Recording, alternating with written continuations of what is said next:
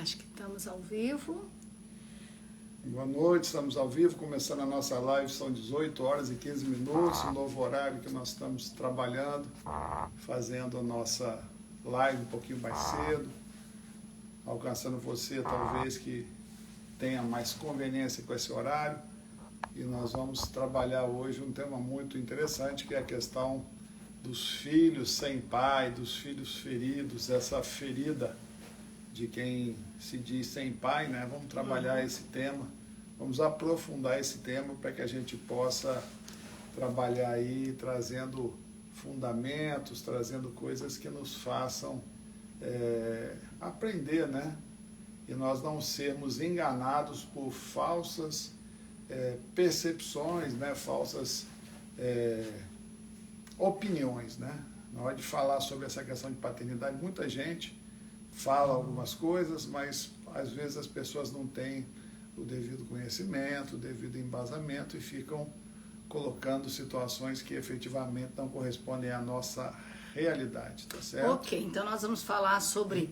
É tão interessante, olha só, as feridas de um filho sem pai. Se é filho, já tá estranho falar, né, que é sem pai. Mas é sobre isso que nós vamos falar.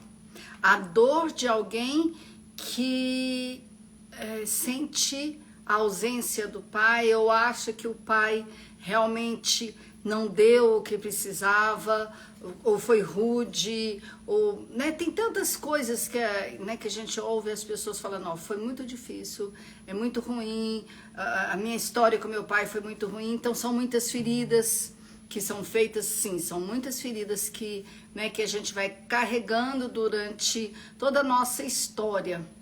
Então nós queremos falar com você sobre isso, tá? Se você quiser, tá mandando perguntas, tá dando uma opinião sobre como então, que são construídas as feridas, né, de uma pessoa. E nós não vamos falar só de criança, né, meu bem? Nós vamos falar sobre a criança, sobre o adolescente, sobre o adulto, sobre a pessoa.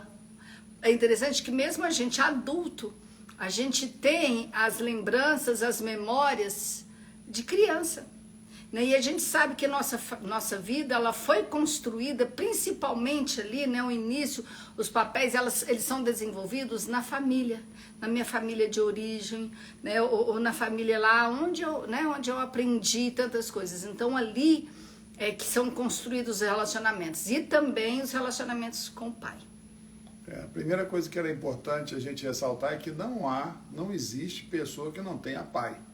O pai pode não ter sido presente, mas o pai, ele existiu. Tudo que você carrega no seu genótipo e no seu fenótipo, ou seja, na sua aparência e nas suas características, elas são fruto de um homem e de uma mulher. Não há dúvida nenhuma quanto a isso. Então você carrega uma herança, você carrega uma história.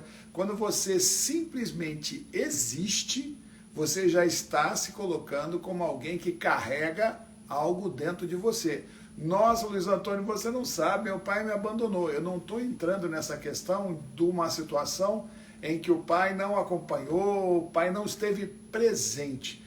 Presente no aspecto físico, porque também a presença do meu pai em mim é uma coisa impressionante, embora eu não perceba, eu não saiba.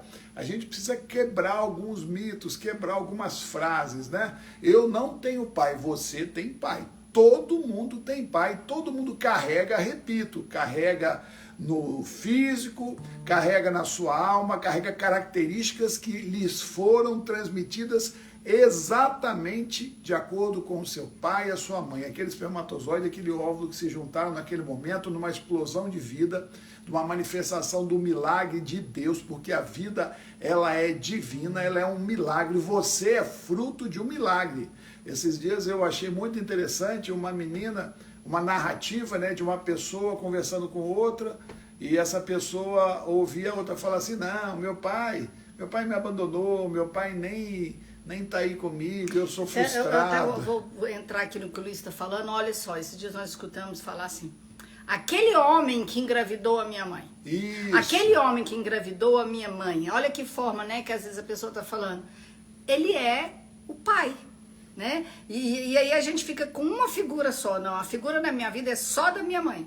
Aquele homem que engravidou meu pai, né? E com isso, aquele homem que engravidou a minha mãe, com isso a gente está dizendo assim, eu sou incompleta.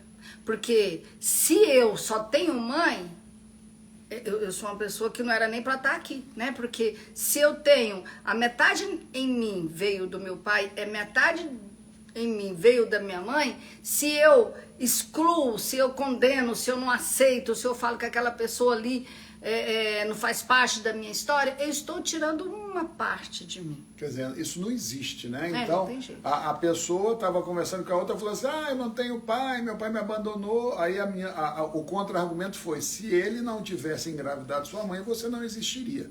Então, o existir, ele é um prêmio, é uma dádiva do céu. Não importa se seu pai só engravidou a sua mãe, você existe, você é um presente de Deus e você existe para um propósito de Deus. Então, não se diminua, não se desmereça, não se torne menor do que efetivamente você é, porque você tem uma história para carregar que vem de um pai e de uma mãe, e que você efetivamente fala assim, não, mas que papo furado é esse? Você não sofreu o que eu sofri, você não teve ausência. Eu não estou desmerecendo o seu sofrimento, eu não estou desvalorizando aquilo que você passou. Você pode ter sentido falta de seu pai, é verdade, isso aconteceu sim. Só que isso não pode te fazer olhar para essa situação com os olhos de quem não tem condição de crescer, de prosperar, de viver o melhor. Eu vou te falar algo que é desafiador, mas com só a vida que você recebeu do seu pai, você já tem tudo que é necessário para que você possa prosperar. Você já tem características potenciais que estão inculcados dentro de você e que você consegue. E se você olhar para isso que você recebeu e começar a perceber que você recebeu, você vai ficar profundamente surpreso. Nós queremos que você passe a olhar para frente com olhos de quem recebeu algo que é insubstituível, que é singular, que é um tesouro, que é uma herança. O seu pai e a sua mãe te transmitiram uma herança impressionante e que você precisa descobrir, você precisa parar. Eu entendo a sua lógica, eu entendo a sua dor, o seu sofrimento, mas você precisa se levantar e falar, eu tenho, a partir daquilo que eu vivo, eu tenho toda a condição de viver o melhor de Deus para a minha vida. Embora meu pai ou minha mãe não tenham nem me conhecido, ou minha mãe tenha me dado, são circunstâncias que são menores do que a grandeza da vida que Deus te deu. É isso que você precisa entender. As circunstâncias negativas que cercaram a sua história, elas são muito menores do que o potencial de grandeza que a dádiva da vida que foi derramada sobre você existe. Então, quando você descobre que se seu pai não tivesse engravidado sua mãe, você não existiria, você começa a chorar e soluçar, que você fala, cara, eu fui alguém contemplado pela vida, eu fui escolhido para nascer, eu sou um projeto de Deus. Se você começar a pensar assim, você vai começar a mudar a sua visão em relação às pessoas, aos seus pais, e você vai começar a ser feliz, verdadeiramente. Você vai ter uma vida, uma energia que você não vai nem compreender por que ela vem sobre a sua vida. Às vezes a gente reclama que os nossos pais, né, que o meu pai que não fez alguma coisa para mim. Eu estava conversando hoje com o Luiz e a gente percebe o seguinte, nós somos responsáveis também, né, por esse relacionamento com o nosso pai. Nós não somos responsáveis por quem é o nosso pai, porque quem é o nosso pai, né, foi Deus que escolheu, né, foi a minha mãe e meu pai, eles dois escolheram, né, estar juntos para que a vida chegasse até mim. Mas eu vou mais longe, se você é filho de um estupro, você tem a vida e você carrega todas as condições para ser feliz. É mais do que isso. Entendi. É um negócio tão forte que a gente fica chocado. Então, assim, isso que o Luiz está falando é muito importante, a gente saber que não importa o que aconteceu, eu não posso ficar naquela posição de, ai, coitadinho de mim, né? Eu não conheci meu pai, coitadinha de mim, meu pai foi muito ruim comigo, o meu pai me machucou. Eu não posso ficar nessa postura de que foi tudo muito injusto, né? Porque vai depender, assim, eu tenho que primeiro entender tudo isso que o Luiz falou, que eu tenho que entender que a vida é um presente. Então eu vou receber do meu pai e da minha mãe isso como um presente. Só esse tanto, só a vida. E a partir desta vida, desse presente, eu vou dar continuidade. Eu não vou ficar parada, remoendo, né, triste, reclamando, porque eu não tive, que meu pai foi muito ruim, meu pai amava mais a meu irmão, a minha irmã, meu pai nunca teve comigo, meu pai só dava atenção para outra família dele, eu sou a segunda família, ou da primeira família do meu pai, ele não dava... Não, o que é importante para nós é nós sabermos o quê? Eu recebi a vida. E o que eu vou fazer a partir daí? Sem justificar, porque nós ficamos como adolescente, justificando, né? Inclusive adolescente, eu até fiz uma coisa errada aqui, porque a gente rotula adolescente que ele justifica, né? Porque o adolescente está numa fase de transição. É muito importante eu entender assim, então tá. Eu recebi apenas a vida. Eu queria muito mais. Meu pai podia ter dado mais atenção para mim, podia ter estado mais comigo, podia ter feito tantas coisas, mas ele não fez. Eu recebo só até esse tanto. Se eu recebi só até esse tanto, é o que o Luiz falou, eu tenho capacidade, eu tenho condições de continuar, né? Eu vou ler aqui o que tá, né, a Verônica falou o seguinte: meu pai sempre me desprezou. Tudo que ele falou eu uso para melhorar. Estudo, trabalho e agora vou abrir o meu negócio. É muito legal, né? O que ela falou assim, olha, eu vou usar para melhorar. É muito importante. Quer dizer, ela vai pegar aquilo que ela recebeu do pai, que foi só até a vida. As coisas ruins que ela recebeu do pai, é importante, Verônica, a gente deixar numa caixinha separado lá, porque aquilo vai ficar te machucando. E quando a gente fica reclamando do nosso pai, isso tem um efeito muito ruim na nossa vida, né? A gente não consegue seguir em frente. E certamente você recebeu coisas boas do seu pai.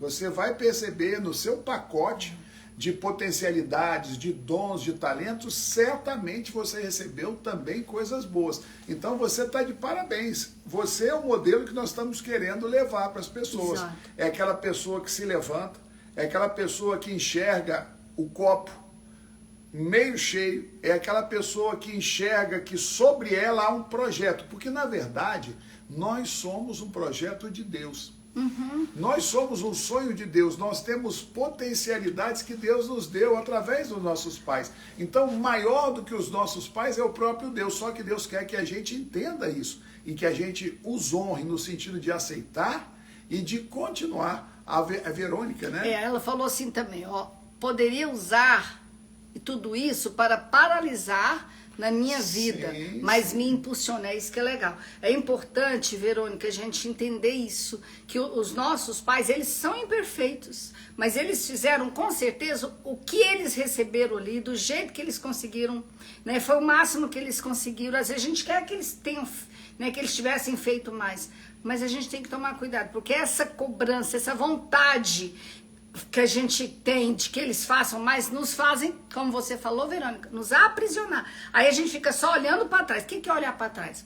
Fica olhando para o meu pai, para minha mãe, eles não fizeram, eles tinham que ter me dado. E eu não consigo fazer, como o Luiz gosta de falar muito, fazer do limão a limonada. Foi difícil, foi azedo, né? A história foi ruim, foi difícil mesmo. Mas eu preciso de pegar aquilo e continuar para frente. Agora, quando eu tô só reclamando, uma coisa que a gente sempre tem falado aqui, quando a gente fica só olhando as coisas difíceis dos nossos pais, a gente faz uma coisa que a gente nem percebe, é meio que invisível. A gente exclui ele da nossa história. E quando a gente exclui o nosso pai, o que é excluir? É queixar, é reclamar, não querer que seja daquele jeito que fosse diferente. Quando a gente faz isso, a gente fica sem pertencer ao nosso pai. E essa dor é maior do que todas as coisas. Quando eu não tenho o meu pai em mim, eu fico metade de mim. Na verdade, quando eu não aceito que eu tenho meu pai em mim, porque nós temos o nosso pai em nós, não é verdade, meu amor? Nós temos o nosso pai. O nosso pai está impresso em nós, a nossa mãe está impressa em nós. Não tem jeito de tirar isso. Isso é uma marca. Ah, mas então, Luiz Antônio, e aquele caso que eu fui adotado. Olha, a pessoa que te adotou, ela é uma bênção, ela te ajuda, ela te dá uma direção, mas você tem os seus pais de origem biológicos que estão impressos em você. Então não tem jeito de você não ter essa E essa impressão. questão que o Luiz está falando dos pais, né, adotivos e dos pais biológicos, é muito importante a gente ter esses dois dentro do nosso coração, né? Essa é a postura. Olha, o meu pai biológico, a minha mãe biológica, elas existem, eu posso nem ter conhecido eles, mas eles foram instrumentos de Deus para me trazer a vida. Mas os pais adotivos, às vezes só o pai adotivo ou só uma mãe adotiva, essa pessoa foi usada por Deus para servir a minha vida, para continuar a minha história. Eu precisei de ter os pais biológicos até aquele momento, e a partir daquele momento eu tenho esses outros pais que me servem a vida. Mas essa postura de saber que essas pessoas que são meus pais adotivos são importantes para mim, também é essencial para a gente continuar a história, mas também aqueles pais que não conseguiram continuar te servindo na vida, né? Porque eles te deixaram com outros pais, eles te deixaram em alguma, não conseguiram. Até a Verônica falou, o meu pai foi vendido, sofreu com padrasto. A gente não sabe da história daquelas pessoas, mas com certeza foram histórias difíceis. Mas a gente não pode ficar preso naquele passado de dor que não permite a gente crescer e continuar. A gente só fica olhando as dores, né? Então e outra coisa, a gente sempre fala muito sobre que quando a gente exclui, né, os nossos pais, os nossos avós, se eu ficar falando também do meu avô, que foi muito mal pro meu pai, eu também estaria falando mal de uma parte da minha família, do meu sistema. Então nós fazemos parte de um sistema, né, meu bem? A gente estava até conversando sobre isso.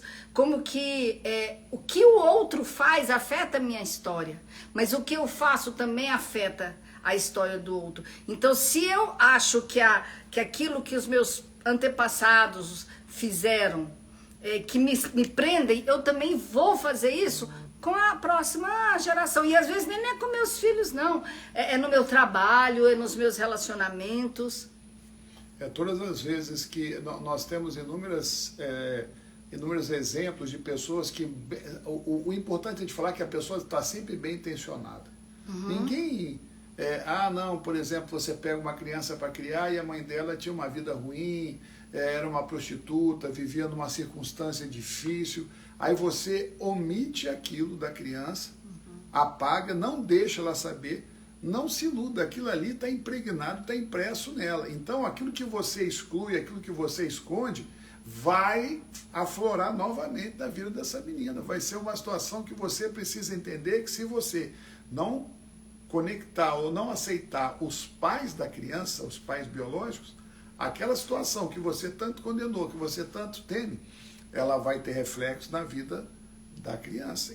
Ou seja, mais cedo ou mais tarde aquilo vai acabar se manifestando, vai ser uma situação muito complicada. Então a gente tem muitos exemplos, por isso que a adoção é uma coisa que tem que ser conduzida com muito cuidado, porque nós precisamos dar para a criança a oportunidade de ter um novo lar perfeitamente. Agora, quem assume esse papel é uma pessoa extremamente amorosa, que quer dar o melhor, sim. Agora, tirar, subtrair, esconder a origem, esconder o passado, não vai ajudar em absolutamente nada. Vai trazer a repetição de situações que você quer evitar. Então, se você quer que o seu filho, que você sabe que é adotivo, que ele seja feliz, que ele viva bem, saiba ocupar o seu lugar, né? É interessante que o sistêmico, ele me coloca no meu lugar. Eu aprendo qual é o meu lugar para que eu não entre no lugar do outro. Quando eu saio do meu lugar, bagunça tudo e é problema para todo mundo.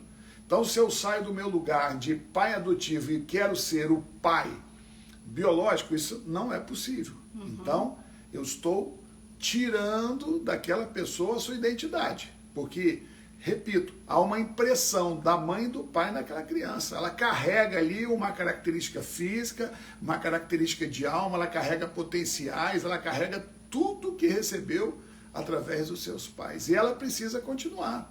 Apenas ela vai estar numa outra casa e vai estar recebendo o amor, o cuidado, ela vai interagir com esses pais adotivos. Mas toda vez que você cria a sombra, que você não traz a verdade, aquela criança vai sentir muito essa realidade. É interessante, lembrei até agora de um versículo na palavra de Deus que fala que é importante que a gente traga a verdade, que a verdade liberta, né? A gente, ali tá falando de Jesus, né? Jesus é a verdade, ele vem e ele liberta. Então, quando a gente não tem esses medos, quando a gente coloca Jesus, né, na nossa vida, na nossa família, a gente não vai ficar com medo, a gente vai entender que existiu uma história lá atrás, né? Que seja uma história de pais adotivos ou uma história com pais que sofreram e que não conseguiram me dar amor. Pode passar por todas essas situações, mas quando Jesus está presente, a verdade, ela não precisa de ser tampada. Porque quando a gente tampa a verdade, a gente está condenando. Né? Porque aí o que a gente está fazendo? A gente está condenando o que foi feito, condenando comportamentos. E é interessante que todas as vezes que a gente condena comportamentos, quando a gente condena as pessoas, principalmente aqueles maiores que vieram antes da gente, quando a gente condena eles, a gente, como se a gente estivesse tirando eles da nossa vida, a gente vive as mesmas coisas e às vezes até pior. Né? Na palavra de Deus fala que do jeito que eu julgo, eu serei julgado. Então eu fico julgando ali que meu pai foi muito ruim comigo, agora eu vou ser um pai diferente. A gente tem que tomar cuidado com isso. Aí você me fala assim, mas tá bom, eu respeito meu pai, eu entendo que ele viveu aquela história e eu continuo percebendo que na minha família os meus filhos continuam repetindo a história do pai deles, que era muito ruim, né?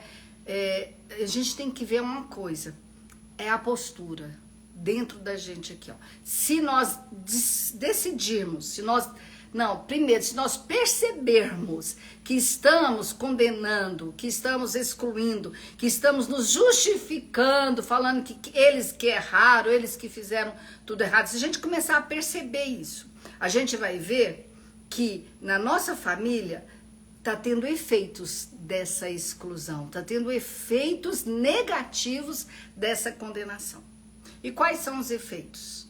Né? A gente vê assim que muitos efeitos são repetições, uma atrás da outra, a questão dos nossos filhos também andarem por esses caminhos. Então a gente abre uma porta imensa para situações que nós estamos condenando. Repito, né? A Lívia está falando, tudo aquilo que a gente fala mal dos nossos pais é batata. Acontece com a gente ou acontece com os nossos filhos. Não se iluda, mas vem correndo, porque nós estamos entrando num papel de juízes e não de filhos. É muito interessante o cristianismo, ele traz para nós uma necessidade constante da gente se policiar, ou seja, vigiar, porque nós vivemos relacionamentos imperfeitos, relacionamentos que as pessoas têm limitações, tem mesmo, e nós temos que manter um coração, postura é um coração limpo. Provérbios fala que de tudo que se deve guardar, Provérbios 4:23, você tem que guardar o coração, porque dele procedem as fontes da vida. E na verdade, a verdadeira postura é que agrada o coração de Deus. Tanto é que para Deus não vale o que eu faço, mas vale mais a motivação por que eu faço. Quando Jesus fala assim, olha, você quando for jejuar, você lava o rosto, porque não adianta você ficar mostrando para os outros que você está jejuando, você já recebeu a sua recompensa. Quando você for dar esmola, ignore a tua mão esquerda que faz a tua mão direita. Porque se você ficar tocando trombeta diante do fato que você deu esmola, você não está agradando a Deus, você já recebeu a recompensa. Então, postura é isso, postura é agradar a Deus através do sofrimento, entre aspas, para que eu possa cumprir um princípio. Cumprir um princípio que eu não conseguiria, mas eu sei que para mim é o melhor. Então, eu me freio, eu me limito para que eu não faça algo. Então, às vezes a gente vê as pessoas falando assim, não, mas eu gosto demais do meu pai. Ah, eu amo meu pai, né? Mas meu pai foi muito ruim. Olha, meu pai... Aí o cara fala que ama o pai e começa a falar mal do pai. Não adianta, ele não está amando o pai dele de verdade. Aquilo ali é uma coisa que é da boca para fora. A postura dele que Deus quer é que você ame o pai e nem converse sobre o que ele fez de errado. Nem conversa, não entra nisso. Não começa a falar, não começa a tentar buscar lá atrás. Se você falou, você já está com a postura errada. Você já não entendeu bem como é que é o negócio. O negócio é simples. Cara, quando você for falar, vai para o lado bom. Vai para o que foi bom. Se você sair disso, se você começar a falar, mas é verdade, ele errou, ele fez, você já está perdendo a bênção, porque a maior riqueza é quando nós honramos o pai. Isso é honrar pai e mãe. Não é falar, pai, eu te amo, aí você vai lá dar o beijo, dá a bênção, e depois você sai, nossa, mas meu pai fez isso, meu pai foi relapso demais com a família dele. Olha, meu pai teve isso. Quer dizer, cara... A gente fica querendo ensinar os nossos pais a cuidar dos filhos deles. Ah, meu pai tinha que cuidar assim do meu irmão. Né? A gente isso é muita arrogância. Né? A gente achar que nós é que vamos ensinar os nossos pais a cuidar dos nossos irmãos, que são filhos deles e não nossos. Aí a gente também está saindo do nosso lugar. Né? O ser pai, o Luiz tem falado, né, muito sobre isso. O que é o ser pai? O ser pai é saber, esta é a minha função. E não permitir que os seus filhos, também acho que é importante nós pais fazermos isso, não permitir que os nossos filhos venham nos ensinar, venham nos humilhar. Eu vejo pais se sentem... Mães ou pais se sentem humilhados, com medo, porque o filho veio, ensinou, falou aquilo. Não, você é pai. Deus te escolheu para ser maior do que o seu filho. Certo? Primeira coisa, foi Deus que escolheu. Se fosse diferente, Deus tinha escolhido o seu filho para ser o seu pai. Não, Deus escolheu você para ser pai dos seus filhos. Então, você tem algo para entregar para os seus filhos. A primeira coisa é isso. E a gente, na palavra de Deus, fala, não vamos irritar os nossos filhos. O que é isso? Uma das coisas de não irritar é saber assim, essa é a minha função. Então eu vou cuidar, né? Eu vou dar. Eu tenho que saber que eu tenho para passar, né? E como filho, a gente tem que entrar no nosso lugar apenas de filho, né? E se você tá aí agora falando assim, não, tá bom.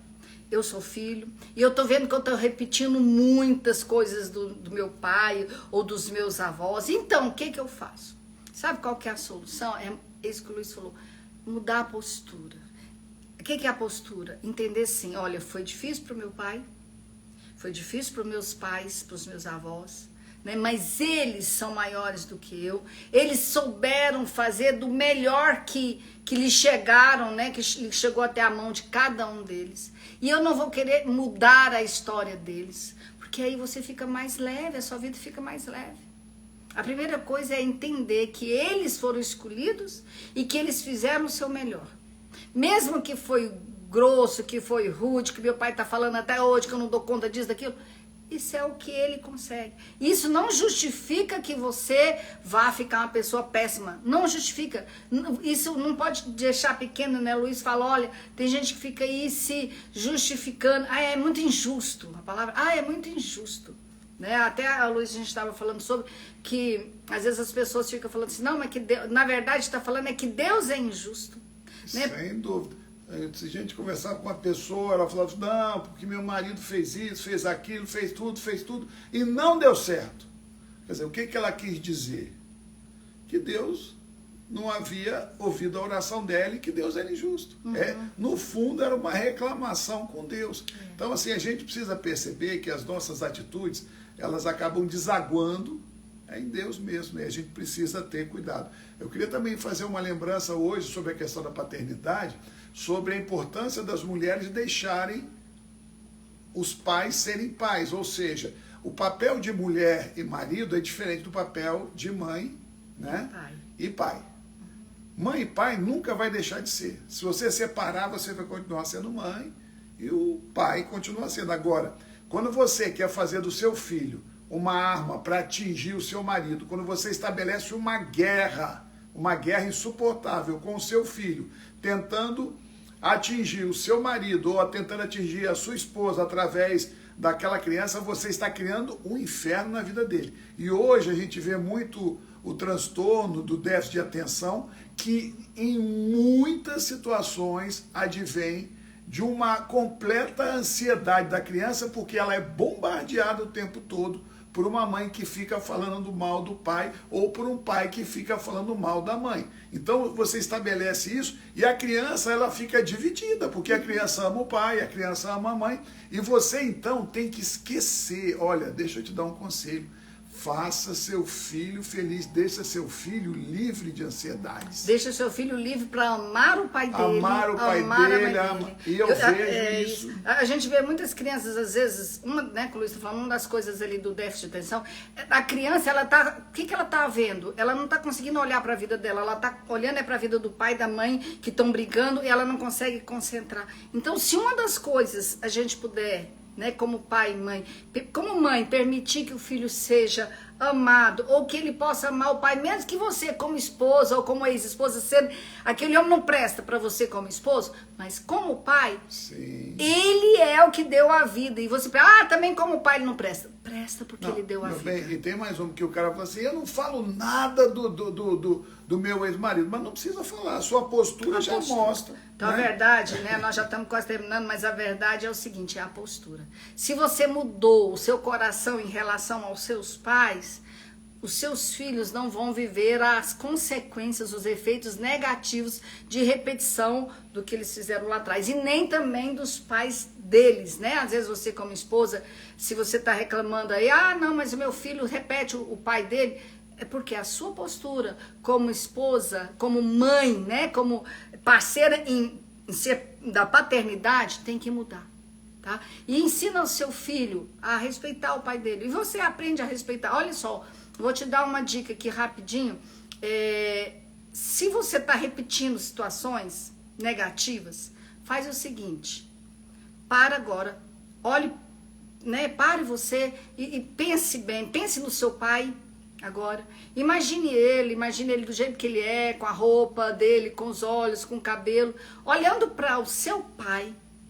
Diga sim, dentro do seu coração, olha pai, tá certo, eu me arrependo de querer mudar a sua história, o jeito que o senhor fez foi o melhor que o senhor pôde fazer, eu aceito isso, eu recebo a vida, o presente que o senhor entregou para mim, né, vinda de Deus, que foi a vida, e eu vou, a partir desta vida, pai, continuar a história, e eu vou fazer valer a pena tanta coisa difícil, mas que só conseguiu chegar trazendo a vida até mim. Quando você colocar isso, tá? Faz isso. Olha, você talvez de frente do espelho, você falando, ou na sua oração juntamente com Deus, converse com o seu pai, mesmo que ele não esteja mais na vida aqui, né? Tem como a gente consertar, né? Olha para o seu pai e fala, olha, eu errei tanto, eu quis consertar tanta coisa em você. Pai, hoje, do jeito que o senhor fez, tá bom, tá ótimo, tá certo, eu digo sim. E aí fala assim para ele também, ó. Pai, me permita continuar diferente. Eu vou te amar, o senhor vai estar aqui dentro do meu coração, dentro da minha vida. O senhor faz parte de mim. Mas eu vou continuar uma outra história. Né? Eu vou fazer valer a pena. Eu vou continuar, eu vou seguir sem as prisões, sem as repetições, porque agora, pai, eu honro o senhor, eu entendo que o senhor fez o seu melhor. Quando a gente faz isso, a gente se sente leve, porque a gente respeita aquele que veio antes, e a gente recebe o tudo daquele que veio antes, o de bom, para seguir em frente. E eu não fico olhando só para trás, para as coisas, me justificando, né, e achando que a vida está injusta. Tá certo, gente. Uma boa noite, foi muito bom. Terça-feira que vem, às 18h15, estaremos novamente. E eu queria lembrar para vocês o seguinte, dia 26 de agosto, num sábado, a gente vai treinar sobre essa postura sistêmica. Ali a gente vai fazer dinâmicas para a gente ter esse reposicionamento familiar. Esteja com a gente também. Vai atrás aí do Família Forte _ o meu é Lívia Faria _ psicóloga, e o do Luiz é Luiz Antônio _ professor. Então, tchau.